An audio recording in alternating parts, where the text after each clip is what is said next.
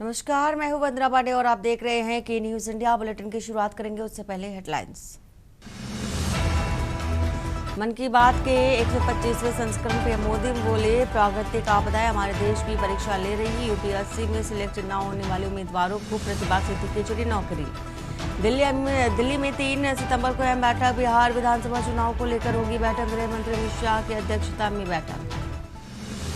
अमेरिकी टैरिफ से पंजाब को 30,000 करोड़ का नुकसान। 8,000 करोड़ तो केवल कपड़ा निर्यात ऑर्डर होने लगे। होल्ड पाकिस्तान का फायदा।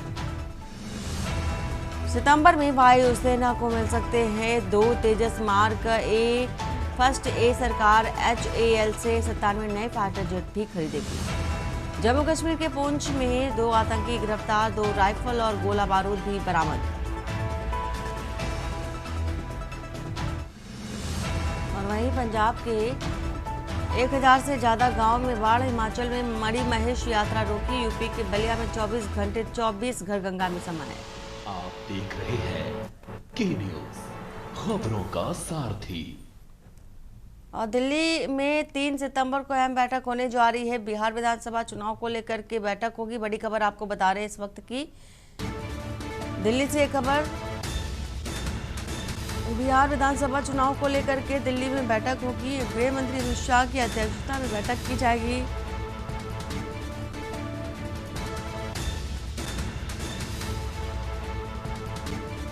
बिहार के दोनों डिप्टी सीएम मौजूद रहेंगे। सम्राट चौधरी, विजय सिन्हा भी मौजूद रहेंगे। दोनों डिप्टी सीएम और सभी केंद्रीय मंत्री भी मौजूद रहेंगे। बिहार विधानसभा चुनाव को लेकर रणनीति पर चर्चा की जाएगी।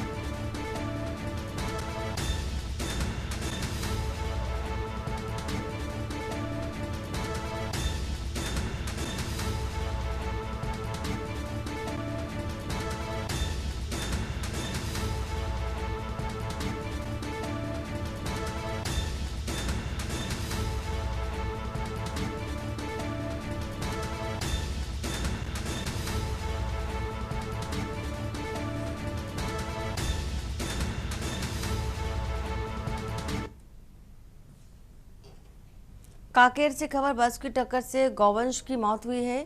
मामले में 2 आरोपियों को पुलिस ने गिरफ्तार किया है। तत्काल कार्रवाई कर आरोपियों को जेल भेजा गया।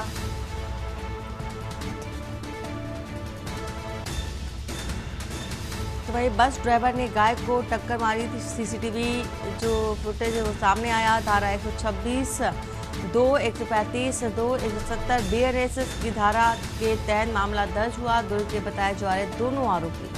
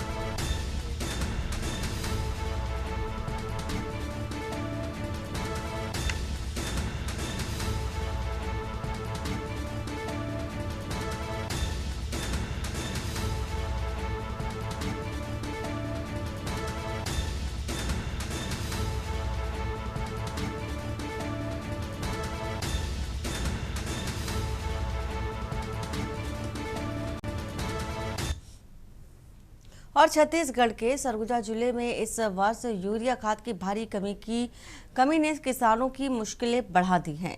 जहां यूरिया का सरकारी मूल्य 300 रुपए प्रति बोरी है, वहीं साहूकारों द्वारा इसे 1200 रुपए तक बेचा जा रहा है। 21 सहकारी समितियों में खाद का कोई स्टॉक नहीं है, जिससे कि मध्यम वर्ग के किसानों को भारी परेशानी का सामना करना पड़ रहा है। और इस बार अच्छी वर्षा के चलते धान और अन्य फसलें बेहतर हुई, लेकिन यूरिया की अनुपलब्धता के कारण किसानों को फसल की उपज घटने का डर सताने लगा है। स्थानीय किसानों ने आरोप लगाया है कि सरकार खाद की उपलब्धता सुनिश्चित करने में विफल है और निजी दुकानदारों को खुली छूट दे दी गई है। कांग्रेस समेत कई संगठनों ने इस मुद्दे पर विरोध प्रदर्शन किया है और सरकार से तत्काल कार्रवाई की मांग भी की है। और यदि जल्द समाधान नहीं हुआ तो सरगुजा के हजारों किसानों को भारी नुकसान उठाना पड़ सकता है।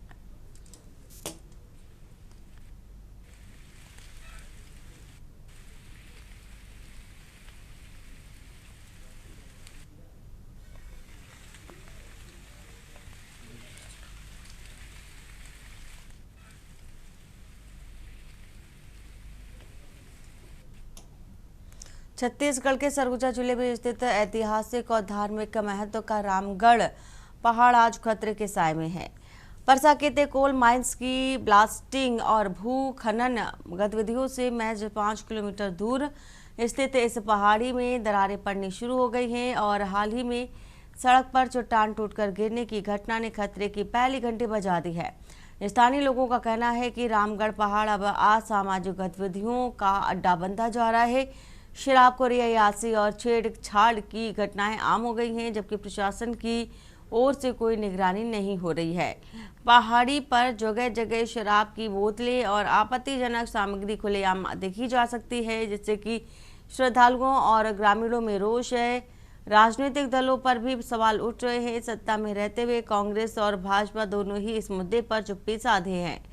रामगढ़ सेवा समिति के कर्मचारियों को वन विभाग द्वारा अब तक भुगतान नहीं किया गया, जिससे स्थानीय व्यवस्था चरमरा गई है।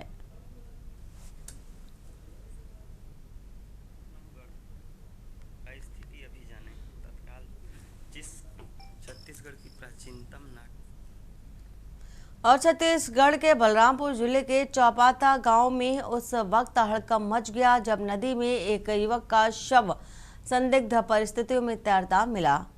ये मृतक की पहचान मध्य प्रदेश के माढ़ा निवासी के रूप में हुई और घटना बलंगई पुलिस चौकी क्षेत्र की है, जहां शव मिलने की सूचना पर पुलिस और फॉरेंसिक टीम मौके पर पहुंची। परिजनों ने युवक की हत्या की आशंका जताई, जिसके बाद पुलिस ने मामले को गंभीरता से लेते हुए हत्या के एंगल से भी जांच शुरू कर दी। घटनास्थल से MP नंबर की बाइक भी बरामद की गई, जिससे मामला और भी ज्यादा संदिग्ध हो गया है। फिलहाल शव को पोस्टमार्टम के लिए भेज दिया गया है और पुलिस हर पहलू को ध्यान में रखते हुए जांच पड़ताल कर रही है।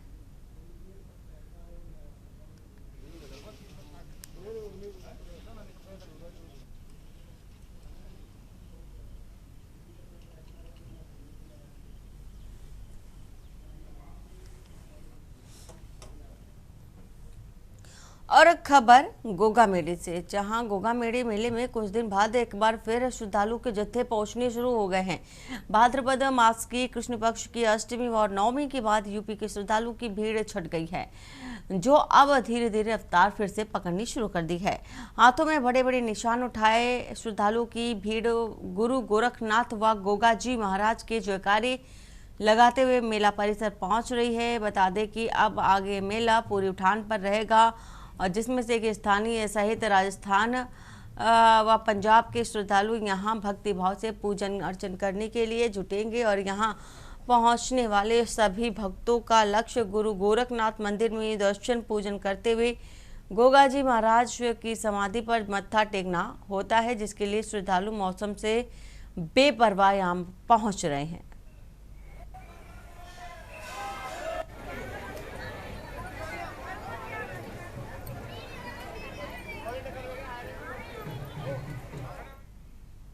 और खबर डिंडौरी से, जहां लाइसेंसी शराब की दुकानों से अवैध शराब बिकने का बड़ा मामला सामने आया। आरोप है कि लाइसेंसी दुकानों पर मनमानी करते हुए न सिर्फ अधिक कीमत वसूली जाती है, साथ ही ग्राहकों को कई बार अवैध शराब थमाकर चलता कर दिया जाता है। इसके बावजूद आबकारी विभाग पर जिला प्रशासन नकेल नहीं कस रहा है और इस संबंध में जिम्मेदार अधिकारी स्पष्ट जवाब न देकर के जांच कराने का रटाई बात कहते नजर आ रहे हैं।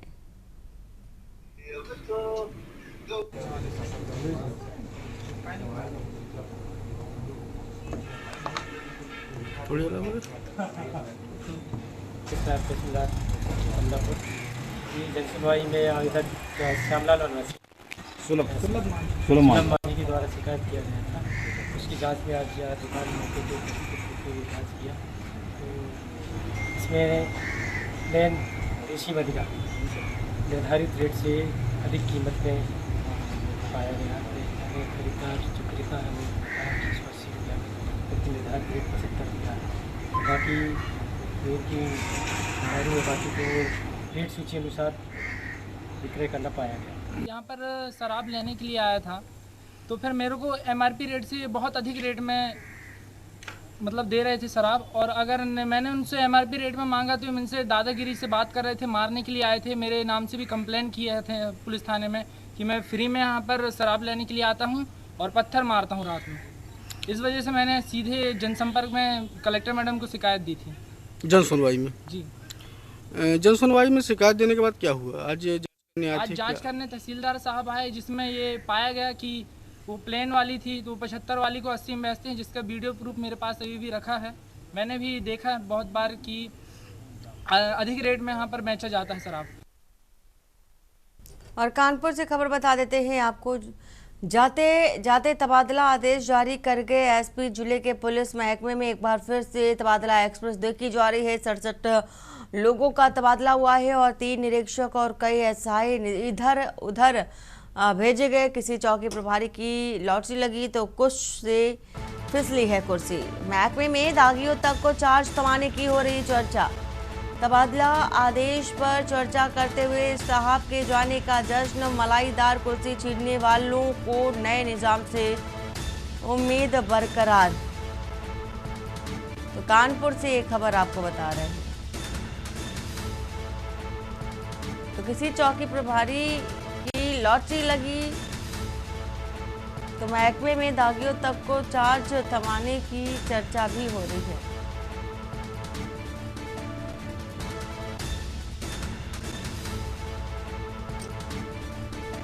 मलाईदार कुर्सी छीनने वालों को नए निजाम से उम्मीद बरकरार है। तो कानपुर से खबर, जाते जाते तबादला आदेश जारी कर गए हैं जिम्मेदार अधिकारी। जिले के पुलिस महकमे में एक बार फिर से तबादला एक्सप्रेस देखी जा रही है। तो 67 लोगों का तबादला बताया जा रहा है। इतनी भारी संख्या में ट्रांसफर देखे जा रहे हैं।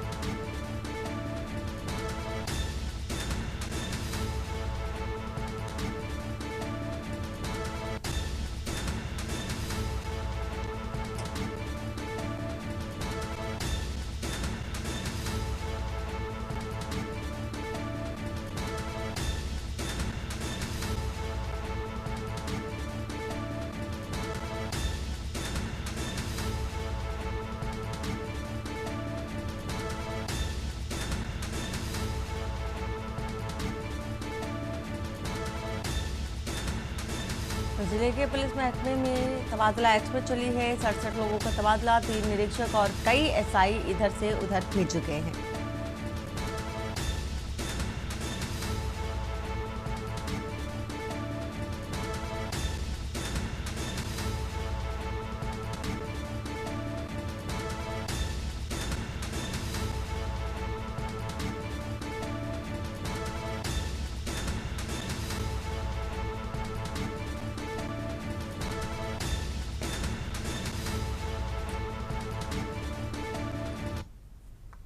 और वक्त हो चला एक छोटे से ब्रेक का। ब्रेक के बाद जल्द हाजिर होते हैं। आपका स्वागत है। लखीमपुर खीरी से है खबर। शारदा नगर वन रेंज में पकड़ा गया तेंदुआ। वन विभाग की टीम ने पिंजरा लगाकर तेंदुए को पकड़ा है। तेंदुए को लेकर के लोगों में डर का माहौल बना हुआ था। वहीं तेंदुआ पकड़े जाने के बाद क्षेत्रवासियों में खुशी की लहर। तेंदुए को सुरक्षित स्थान पर छोड़ा जाएगा, वन विभाग का कहना है। और जो हड़कंप देखा जा रहा था क्षेत्रीय आवासियों में, वो दहशत अब कम देखी जा रही है।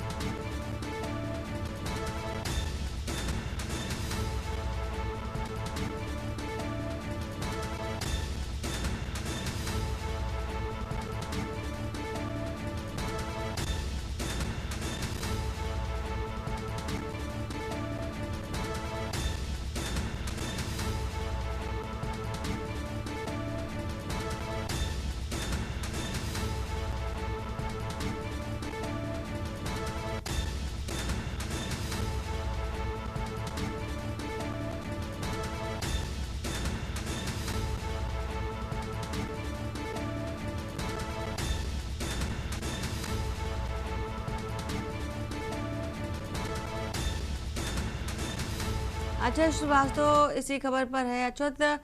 जिस तरह से देखा जा रहा था कि तेंदुए का आतंक बना हुआ था, लेकिन वन विभाग की जो कार्रवाई है जिसके जरिए तेंदुए को पकड़ा गया है, अभी की अगर बात कर ले तो क्या देखा जा रहा है? जो डर दहशत का माहौल बना हुआ था, क्या उसमें कमी पाई गई है? जी, सबसे बड़ी बात है जनपद लखीमपुर खीरी में तेंदुए का खौफ करीबन जो है तकरीबन 2 महीने पे देखा जा रहा था। अभी तेंदुए कुछ दिन पूर्व भी एक व्यक्ति पे हमला किया था, जिस व्यक्ति के हमले से घायल हुआ था उसको ट्रामा सेंटर केजीएमयू लखनऊ में भर्ती भी कराया गया। तो उसके दहशत के बाद वन विभाग की टीम काफी मशक्कत करने के बाद तेंदुए को आज सुबह ही पकड़ा गया है और उसे जो ग्रामीण क्षेत्र में है उन लोगों को राहत भी मिली है। हाँ बिल्कुल अक्षय, लेकिन अक्षय जिस तरह से वन विभाग का कहना है कि अब तेंदुए को पकड़ा गया है, लेकिन सवाल ये भी है कि क्या जो जिस तरह से जंगली जानवर खुले तौर पर घूम रहे थे, ऐसे में कई ऐसे मामले निकल कर आ चुके हैं लखीमपुर खीरी से सामने, और क्या और भी ऐसे कई जानवर हैं जो जंगली जानवर जो खुले में घुमा करते हैं, ऐसे में सुरक्षा के लिहाज से क्या इंतजाम किए गए हैं वहाँ पर? जी, अगर बात की जाए जंगली जानवरों की या तेंदुओं की या बाघ की देखने की, तो आवाजाही बनी रहती है। वही ग्रामीणों ने भी वन विभाग को भी सूचित करते हैं। वहीं वन विभाग द्वारा लगातार रेस्क्यू चलाया भी जा रहा है। वहीं वन विभाग जो है सीसीटीवी कैमरे जो है वो जंगलों में लगाती है, ड्रोन कैमरे से नजर बनाती है। कहीं भी इस तरह के अगर तेंदुए या बाघ या कहीं भी दिखता है तो उस पर वन विभाग तुरंत जो है तात्पर्य जाल लगाता है, उसके बाद पकड़ने की कार्रवाई भी करता है। बहुत शुक्रिया पूरी जानकारी देने के लिए। तो लखीमपुर खीरी से खबर बता रहे हैं, वन विभाग की टीम ने पिंजरा लगाकर तेंदुए को पकड़ा है। और कानपुर नगर निगम शहर वासियों के लिए एक अनोखा शिवालय थीम पार्क बनाने जा रहा है, जहां एक ही स्थान पर 12 ज्योतिर्लिंगों के दर्शन संभव हो सकेंगे। यह प्रदेश का दूसरा ऐसा पार्क होगा जिसकी प्रेरणा प्रयागराज महाकुंभ में बने ज्योतिर्लिंग पार्क से ली गई है। और पार्क को इंदिरा नगर स्थित बुद्धा पार्क में 12 एकड़ भूमि पर विकसित किया जाएगा, जिसकी लागत लगभग 15 करोड़ रुपए होगी। खास बात यह है कि सभी ज्योतिर्लिंगों की प्रतिमाएं वेस्ट टू वेल्थ थीम पर तैयार की जाएंगी और नगर निगम की ओर से यहां साउंड एंड लाइट शो भी आयोजित किया जाएगा और दर्शकों को टिकट लेकर प्रवेश मिलेगा। नगर आयुक्त सुधीर कुमार ने बताया कि पार्क धार्मिक पर्यटन को बढ़ावा देने के साथ परिवारों के लिए एक सुंदर और आध्यात्मिक स्थल भी साबित होगा।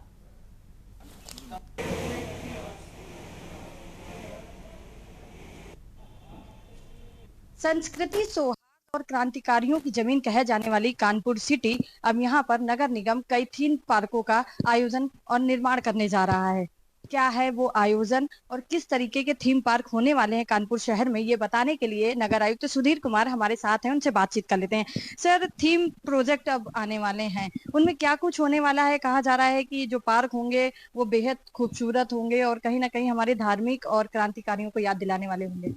देखिए, कानपुर में हमारा लगातार फोकस रहता है पार्क और ग्रीनरी के ऊपर। इसी चरण में हमने 3 थीम बेस्ड पार्क प्लान किए हैं। इसमें हमारे जो भारत के 12 ज्योतिर्लिंग हैं उनकी थीम पर एक हमने पार्क प्लान किया है। कानपुर का 1857 की क्रांति और आज़ादी के इतिहास में काफ़ी नाम रहा है, काफ़ी गौरवपूर्ण इतिहास रहा है। तो हमने प्लान किया है कि आज़ादी के ऊपर हम यहाँ पे थीम पार्क प्लान कर रहे हैं। एक छोटे बच्चों के लिए चिल्ड्रन ट्रैफिक पार्क के रूप में हमने थीम बेस्ड पार्क प्लान किया है। तो ये तीनों कामों की जो रूपरेखा है वो पूरी तैयार हो चुकी है। 3-4 ज़मीनों के हमने ऑप्शन रखे हैं, अभी उसमें फाइनलाइज करते ही हम इन कामों के टेंडर निकाल देंगे। सर, काफी उम्मीदें लोगों की जाग चुकी हैं ऐसे थीम पार्कों के बारे में सुनकर, तो अब उनको कितना इंतजार और करना पड़ सकता है? लगभग इसमें 9 से 10 माह का इसमें समय लगेगा। हमारा यही प्रयास है कि कानपुर को हम जो वर्ल्ड क्लास सिटीज़ हैं उनकी श्रेणी में लेके आएँ। तो लगातार हम हर क्षेत्र में इसमें काम करने का प्रयास कर रहे हैं, उसी की तरफ ये कि हमारा कदम है। सर, अगर लागत की बातचीत करी जाए तो किस तरीके की कितनी लागत आने वाली है? क्या इसमें जो लोग आएंगे वो भी अपना योगदान कर सकेंगे? देखिए, ज्योतिर्लिंग पार्क जो है वो काफ़ी हम बड़ा पार्क प्लान करें, लगभग 5 से 6 एकड़ में। उसमें लगभग 9 से 10 करोड़ की कॉस्ट आएगी।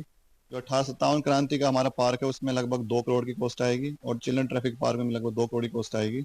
इसको हम रेवेन्यू शेयरिंग बेस पे करेंगे, पीपीपी मॉडल पर। तो लोगों का इसमें कंट्रीब्यूशन भी रहेगा और उनको बहुत ही अच्छी क्वालिटी सुविधा वहाँ पर देखने को मिलेगी। सर, मोती झील को पार्कों का प्लेस कहा जाता है, तो क्या इसी के आसपास होंगे या फिर कहीं और भी आपने जमीन देखी है, या फिर कहीं शहर के बाहर आप लोगों को लेके जाएंगे इन धार्मिक स्थलों पर? देखिए, हमारा प्रयास है कि पूरे शहर में पार्क्स और जो बाकी स्पेसेस हैं वो इवनली डिस्ट्रीब्यूट होने चाहिए। तो इसलिए हमने पूरे शहर में 4-5 जगह इसमें देखी है। तो जैसे जनता की राय होगी उसके हिसाब से हम इसकी जगह फाइनलाइज करेंगे।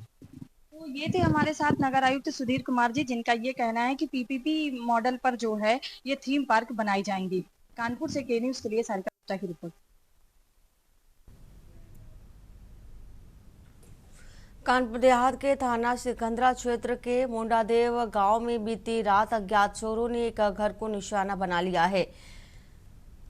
वही लाखों रुपए के जेवरात चुरा लिए। घर के लोग छत पर सो रहे थे, तभी चोरों ने मुख्य गेट का ताला तोड़ करके मकान में घुसपैठ की और कीमती सामान लेकर फरार हो गए। घटना की जानकारी मिलते ही गांव में सनसनी फैल गई और सूचना पर थाना सिकंदरा पुलिस मौके पर पहुंची और जांच शुरू कर दी गई है। फिलहाल पुलिस संदिग्धों की तलाश में जुटी है और आसपास के क्षेत्रों में पूछताछ भी कर रही है।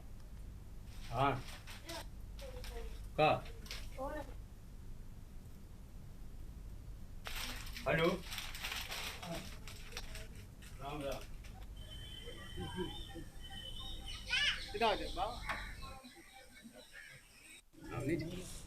बहराइच के कैशोरगंज क्षेत्र में पूर्व जिला पंचायत अध्यक्ष विजय सिंह की हत्या की साजिश रच रहे 4 बदमाशों को एसटीएफ और स्थानीय पुलिस ने मुठभेड़ के बाद गिरफ्तार कर लिया है। कुंडासर विटारा गांव में हुई इस कार्रवाई के दौरान दोनों ओर से ताबड़तोड़ गोलियां चली, जिससे कि एक बदमाश परशुराम मौर्य घायल हो गया। उसे नजदीकी अस्पताल में भर्ती कराया गया। सूत्रों के अनुसार बदमाशों ने सुपारी लेकर हत्या की योजना बनाई थी और रेकी करने पहुंचे थे और एसटीएफ ने प्रदीप पालुक और साकेत को हिरासत में ले लिया है। इस साजिश का पर्दाफाश कर पुलिस ने बड़ी वारदात को टालने से रोक लिया और इलाके में सुरक्षा व्यवस्था और सतर्कता बढ़ा दी गई है।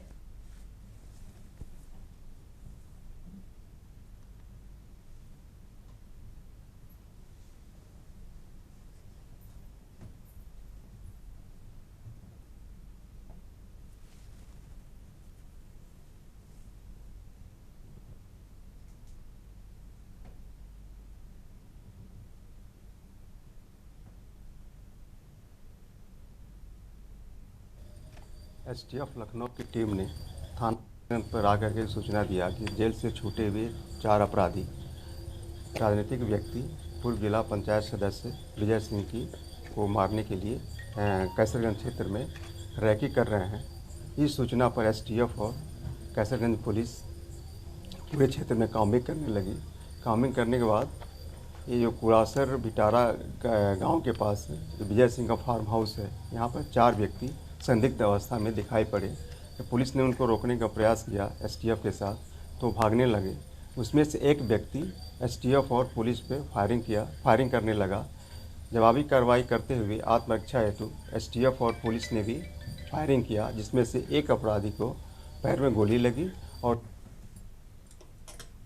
और खबर बुलंदशहर से, जहां अहमदगढ़ थाना क्षेत्र अंतर्गत डोमला खुर्द गांव में बड़ी कार्रवाई को अंजाम दिया गया और शिकारपुर एसडीएम के निर्देश पर वन विभाग और राजस्व विभाग की संयुक्त टीम ने अहमदगढ़ पुलिस के सहयोग से दबंगों के कब्जे से करीब 25 बीघा वन भूमि को मुक्त कराया। ये जमीन लगभग 35 वर्षों से कब्जे में थी और जहां अवैध रूप से धान की खेती की जा रही थी। गांव के ही एक व्यक्ति ने IGRS पोर्टल के माध्यम से दबंगों की शिकायत की थी और जिसके बाद प्रशासन ने जांच शुरू की। मामले की गंभीरता को देखते हुए एसडीएम ने जमीन के सीमांकन और निस्तारण के निर्देश दिए थे। राजस्व विभाग और वन विभाग की टीम जब सीमांकन के लिए पहुंची तो पुष्टि हुई कि जमीन वन विभाग की है और उस पर अवैध कब्जा किया गया है। शनिवार को वन क्षेत्र अधिकारी, शिकारपुर वन दरोगा और अहमदगढ़ थाना पुलिस की मौजूदगी में मौके पर जेसीबी चलवाकर धान की फसल हटाई गई और भूमि को पूरी तरह से कब्जा मुक्त कराया गया। इसमें लगभग 20 से 25 बीघा जमीन हम खाली करवा रहे हैं और इसमें कुछ काश्तकार हैं जो महिपाल सिंह अमरवीर ग्राम डोमला हसनगढ़ के रहने वाले हैं और एवं एक भाई और हैं इनके द्वारा किरणपाल सिंह, इनके द्वारा जो है वो ज़मीन कब्जाई हुई थी और हम इसमें अपनी सुरक्षा खाई खुदवाकर अपनी ज़मीन सुरक्षित कर रहे हैं। दिनांक 21 और 25 को दिनांक 21 और 24 अगस्त को इसका हमने सीमांकन कर लिया था और इसके अंतर्गत ही हम एसडीएम शिकारपुर के आदेश के अनुसार ही जो है इसका सीमांकन हुआ और उसके बाद जो है आज हम दिनांक 30 तारीख को इसकी जो है हम सुरक्षा खाई खुदवा रहे हैं। और यहाँ रुकते एक छोटे से ब्रेक के लिए, ब्रेक के बाद जल्द हाजिर होते हैं। आप देख रहे हैं के न्यूज, खबरों का सारथी। और ब्रेक के बाद आपका स्वागत है। उत्तर प्रदेश के अमरोहा जिले में गजरौला कोतवाली क्षेत्र स्थित तिगरी गंगा घाट पर एक हादसा सामने आया। मुंडन संस्कार के दौरान घाट पर पहुंचे अमरोहा नगर के मोहल्ला दानिश मंदान निवासी परिवार के 3 सगे भाई बंटी, ओमकार और अनुज गंगा स्नान करते वक्त डूब गए और 5 दिन बाद भी उनका कोई सुराग नहीं मिला। परिजनों का आरोप है कि प्रशासन ने एसडीआरएफ को नहीं बुलाया और केवल पीएसी के गोताखोरों से तलाश कराई जा रही है। माता पिता और परिवार के अन्य सदस्य घाट पर रो रो करके बेहाल हैं। घाट पर कोहराम मचा है और परिजन प्रशासन पर लापरवाही का आरोप लगा रहे हैं। घटना के बाद से सर्च ऑपरेशन लगातार जारी, लेकिन अब तक कोई सफलता नहीं मिली है। परिजनों ने प्रशासन से गुहार लगाई कि जल्द से जल्द उनके बेटों के शव को खोजे जाए।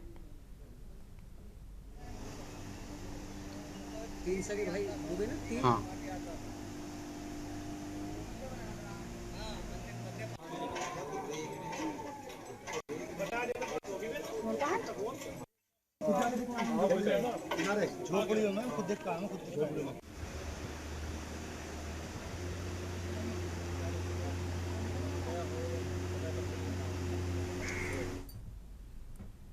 उत्तर प्रदेश के सोनभद्र जनपद के चौपन थाना क्षेत्र में एक सनसनीखेज घटना सामने आई। भरदिया प्राथमिक विद्यालय के पास स्थित नाले में 28 साल का युवक कमलेश का शव मिलने से इलाके में हड़कंप मच गया। मृतक भरदिया गांव का निवासी बताया जा रहा है। घटना की जानकारी मिलते ही मौके पर भारी संख्या में स्थानीय लोग जमा हो गए। सूचना पाकर पुलिस तत्काल मौके पर पहुंची और शव को कब्जे में लेकर पोस्टमार्टम के लिए भेज दिया।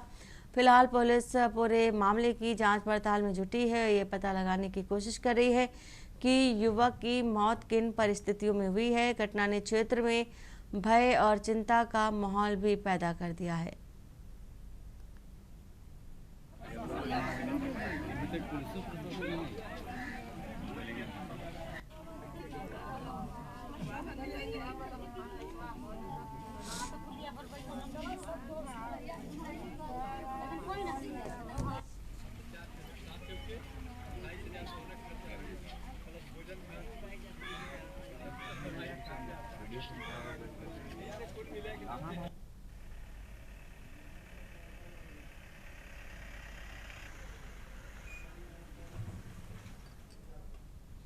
और उत्तर प्रदेश के बाराबंकी जनपद में एक दर्दनाक हादसे में सभी को झकझोर करके रख दिया है और रामनगर थाना क्षेत्र के ग्राम ददौरा निवासी 60 साल की उर्मिला देवी की ट्रेन की चपेट में आने से मौत हो गई।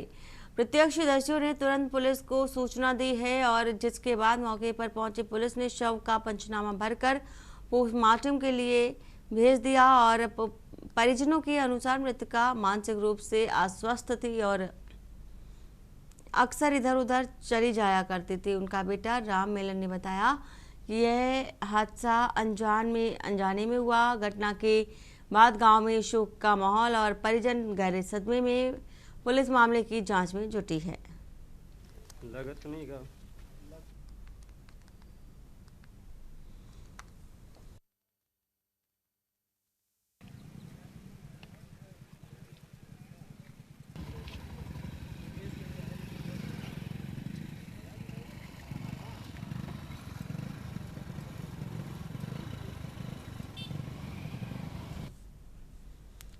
अलीगढ़ के क्वारसी थाना क्षेत्र स्थित महावीर पार्क के सामने शनिवार को दिन दहाड़े एक सनसनीखेज लूट वारदात सामने आई। नकाबपोश बदमाशों ने एक कारोबारी के घर में घुसकर तमंचे के बल पर उनकी बुजुर्ग मां को बंधक बना लिया और करीब 5 लाख रुपए की नकदी व ज्वेलरी लूटकर फरार हो गए। परिजनों के अनुसार बदमाशों ने पहले महिला के हाथ पैर बांधे और मुंह में कपड़ा ठूस दिया। वारदात को अंजाम देने के बाद वे स्प्लेंडर बाइक से फरार हो गए। घटना के समय घर में अन्य सदस्य भी मौजूद थे, लेकिन बदमाशों ने पहले से रेकी कर रखी थी और वृद्धा को अकेला पाकर हमला किया। सूचना मिलते ही इलाका पुलिस और फॉरेंसिक टीम मौके पर पहुंची। क्वारसी कोतवाली पुलिस ने आसपास के सीसीटीवी फुटेज खंगालने शुरू कर दिए और मामले की गहन से जांच जारी है।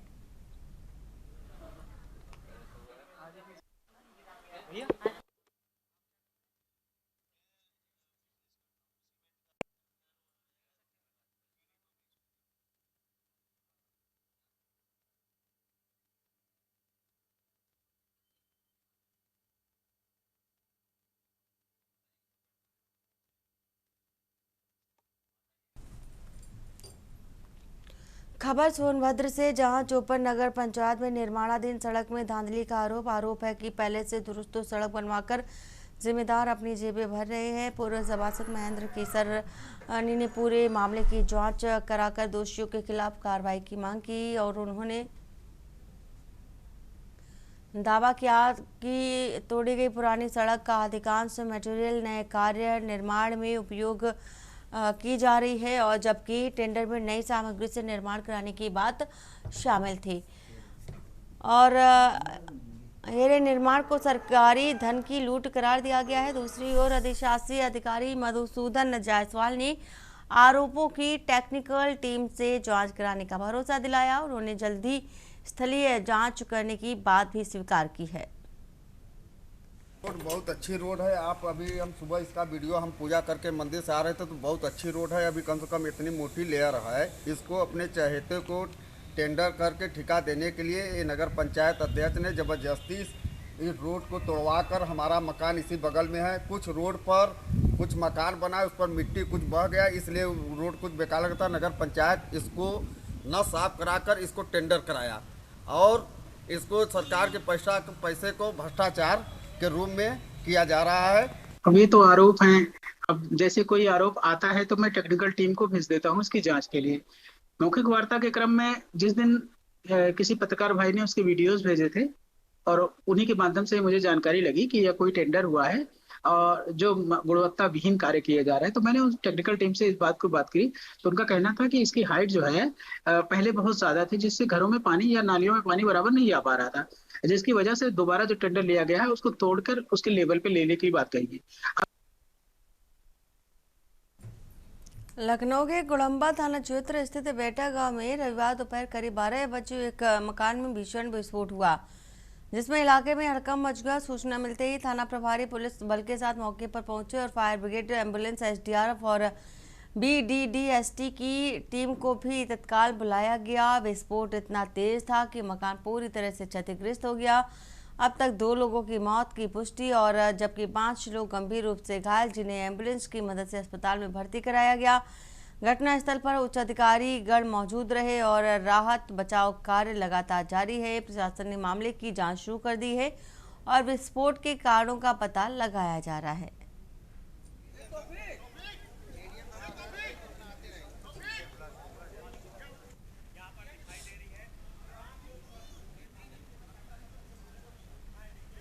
थाना क्षेत्र के अंतर्गत एक सूचना प्राप्त होने पर स्थानीय स्तर पे जो पुलिस टीम के साथ साथ अग्निशमन विभाग के और इमरजेंसी रिस्पांस की सारी टीम यहाँ पे मौके पर पहुँच गई। 2 लोगों की डेथ कंफर्म है और उसके साथ साथ कुल 5 लोग घायल हुए थे, जिनमें से 3 लोगों के प्राथमिक उपचार के बाद वो ठीक हैं और 2 लोग थोड़ा गंभीर रूप से उनकी चोट लगी हुई थी, वो KGMC रेफर हुए और KGMC में हमारी टीम वहाँ पे मौके पर मौजूद है। उनके सबसे अच्छा उपचार जो घायलों के अधिक से अधिक बेहतर उपचार सुनिश्चित करने के लिए KGMC में हमारी टीम वो ऐसे नहीं। और अश्वनी हमारे साथ इसी खबर पर है। अश्वनी, जिस तरह से ये विस्फोट हुआ है और अभी तक कारण का पता नहीं लगाया जा सका है, लेकिन प्राथमिक जो जांच जब पहुंचे अधिकारी, जांच में क्या निकल कर आया है सामने, क्या कारण अभी तक स्पष्ट हो सका है? बिल्कुल, मैं आपको बता दूं कि 11:30 बजे की एक घटना है। घटना के दौरान एक भयावह विस्फोट होता है जिसकी आवाज से कई किलोमीटर दूर तक जाती है। निश्चित तौर पर उसके बाद पुलिस को सूचना दी जाती है, पुलिस मौके पर पहुंचती है, फायर ब्रिगेड की टीम, क्योंकि आग लगी हुई थी, रेस्क्यू ऑपरेशन शुरू होता है, जैसे ही मंगाई जाती है और जो नीचे दबे हुए लोग थे मलबे में उनको निकल जाता है। हालांकि 2 लोगों की मौके पर ही मौत हो गई थी, जबकि 5 लोग जो गंभीर रूप से घायल हैं उनको इलाज उनका कराया जा रहा है, जिसमें से 2 लोग बताया जा रहा है कि बेहद ज्यादा गंभीर है। ऐसे में कहीं ना कहीं जो है उनको बेहतर इलाज मुहैया कराने की कोशिश जो की जा रही है। इसके अलावा आसपास के और लोग जो मामूली रूप से घायल हुए थे, वहां पर जो स्वास्थ्य विभाग की टीम पहुंची थी वहीं पर तत्काल इलाज करके उनको आराम देने का काम किया। अगर बात करें कारणों का, तो अभी तक पुलिस जो है इस पहलू पर नहीं पहुंच पाई है कि किस कारण से आग लगी, किस कारण से ये विस्फोट हुआ, क्योंकि फॉरेंसिक टीम वहां मौजूद है, जांच कर रही है, क्योंकि जिस जगह पर एक घटना हुई है वहां पर कोई भी उस समय मौजूद एग्जैक्ट नहीं था कि जो बता सके क्या है। हालांकि अलग अलग पहलुओं से जांच की जाएगी। पुलिस अधिकारी भी यही कह रहे हैं कि कुछ समय बाद ये चीजें क्लियर हो पाएंगे कि आखिर कारण क्या रहा, किस वजह से विस्फोट हुआ, क्या आग लगी थी इस वजह से विस्फोट हुआ या फिर कोई और कारण रहा। तो निश्चित तौर पर अभी थोड़ा इंतजार करना पड़ेगा ये चीज जानने के लिए कि आखिर असली वजह विस्फोट की क्या थी। जी बिल्कुल अश्वनी, लेकिन जो घायल हैं उनकी अगर हालत की बात करें तो अभी तक क्या कुछ देखा जा रहा है? बिल्कुल, जैसे आप बताया मैंने कि 5 लोग जो हैं वो गंभीर घायल हैं, लेकिन उसमें से कुछ 2 जो हैं वो ज्यादा ही कुछ उनको इंजरीज आई हैं, उनका इलाज चल रहा है। बाकी जो 5 कुल टोटल लोग उनका भी इलाज चल रहा है। जो डॉक्टर्स की एक्सपर्ट टीम है वो लगाई गई है कि जिससे उनको सही सलामत रखकर बचाया जा सके। हालांकि जो अभी तक जानकारी मिल रही है उसके अनुसार 2 जो है उनकी स्थिति नाजुक बनी हुई है, जिनको लेकर के लगातार प्रयास किया जा रहा है कि उनको भी रिकवर किया जाए। तो निश्चित तौर पर कहीं ना कहीं जो घायल हैं उनको लेकर के जो जिला प्रशासन है वो काफी संजीदा है और संजीदगी के साथ उनका इलाज करा रहा है। जी बिल्कुल अश्विनी, बहुत शुक्रिया पूरी जानकारी देने के लिए। फिलहाल एक खबर बता रहे हैं, राजधानी लखनऊ से फटाखा फैक्ट्री में आग लग गई और 5 घायल, बचाव कार्य फिलहाल अभी जारी है, 2 की मौत बताई जा रही है। इटावा जिले के सिविल लाइन थाना क्षेत्र के लुहरना चौराहे से एक 7 साल की बच्ची अपने माता पिता की डांट से नाराज होकर घर से लापता हो गई। परिजनों ने जब बच्ची को आसपास ढूंढा लेकिन कोई सुराग नहीं मिला तो वे सिविल लाइन थाने पहुंचे और थाना अध्यक्ष सुनील कुमार से मदद की गुहार लगाई। थाना अध्यक्ष ने तुरंत पुलिस टीम को सक्रिय किया और खोजबीन शुरू कर दी। करीब 1 घंटे की मेहनत के बाद बच्ची को थाना कोतवाली क्षेत्र के होटल कुणाल के आसपास सुरक्षित बरामद कर लिया। बच्ची को थाने लाकर परिजनों के सुपुर्द कर दिया गया, जिसके बाद परिवार ने सिविल लाइन पुलिस को की तत्परता और संवेदनशीलता की सराहना की है। वहीं पुलिस की त्वरित कार्रवाई से एक बड़ा हादसा टल गया और क्षेत्र में राहत की सांस ली गई।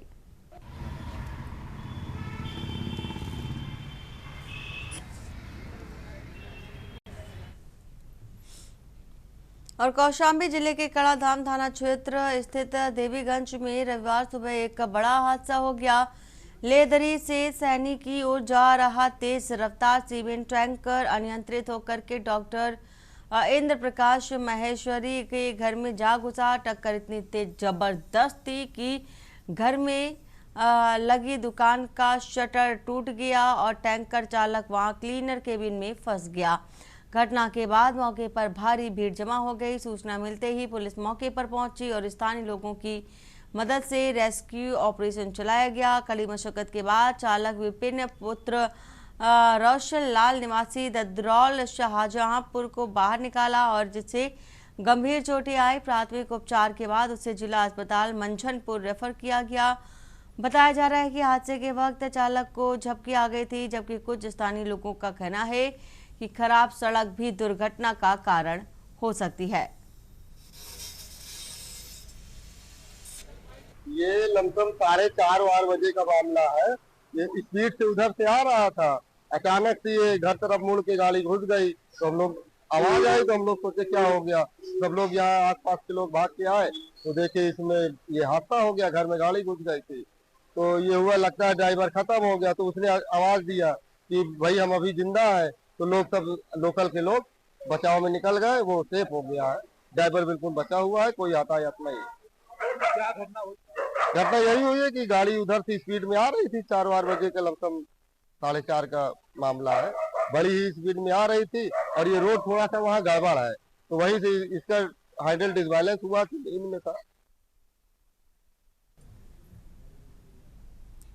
और खबर हापुड़ से बता देते हैं, जहां पति ने एसपी के सामने मेरी पत्नी वापस लाओ साहब की गुहार लगाने को मजबूर है।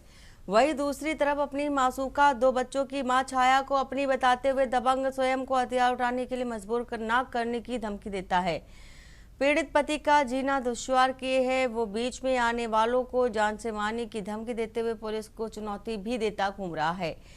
जी हाँ, ये मामला जिले के हाफिजपुर थाना क्षेत्र के गांव का है, जहां रहने वाली 2 बच्चों की मां के सिर प्यार का रंग ऐसा चढ़ा कि वह प्रेमी रोहित संग फुर हो गई और इधर उधर पत्नी के तलाश करने के बाद कहीं कोई बस ना चलने पर पीड़ित पति ने एसपी के यहां फरियाद सुनाते हुए पत्नी को वापस दिलाने की गुहार लगाई।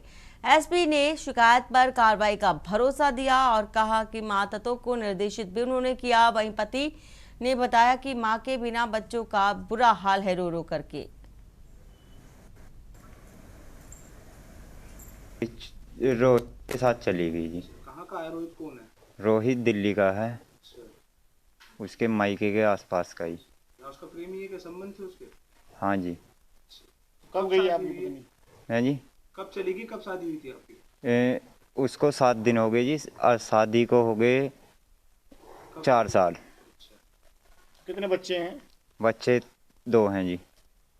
मेरे बेटे की बहू का है ऐसा है जी, देखो 2022 में उनकी शादी हुई थी मई में, और जी वो रात के सामने में चली गई।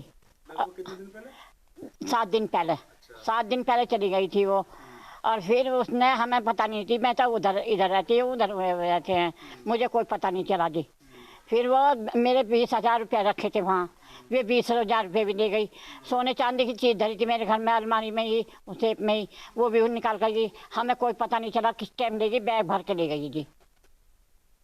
खबर औरैया से, जहां समाजवादी पार्टी ने 2027 विधानसभा चुनाव की तैयारी के तहत इटावा से लखनऊ तक पीडी अभियान को लेकर साइकिल यात्रा की शुरुआत की है और इस यात्रा का नेतृत्व गौरव यादव ने किया, जिसमें से करीब 2 दर्जन उत्साही कार्यकर्ता शामिल रहे। जैसे ही यात्रा औरैया पहुंची, सपा जिला अध्यक्ष डॉक्टर सर्वेश बाबू गौतम और वरिष्ठ नेता लालजी शुक्ला ने कार्यकर्ताओं का फूलमालाओं से स्वागत किया और इस पहल को हरी झंडी दिखाई। कार्यकर्ताओं ने बताया कि यह यात्रा आम जनता से संवाद स्थापित करने और सपा की नीतियों को जन जन तक पहुंचाने का माध्यम है। सपा नेताओं ने विश्वास जताया कि जन भागीदारी की इसी मॉडल से पार्टी 2027 में सरकार बनाने की दिशा में मजबूती से आगे बढ़ेगी।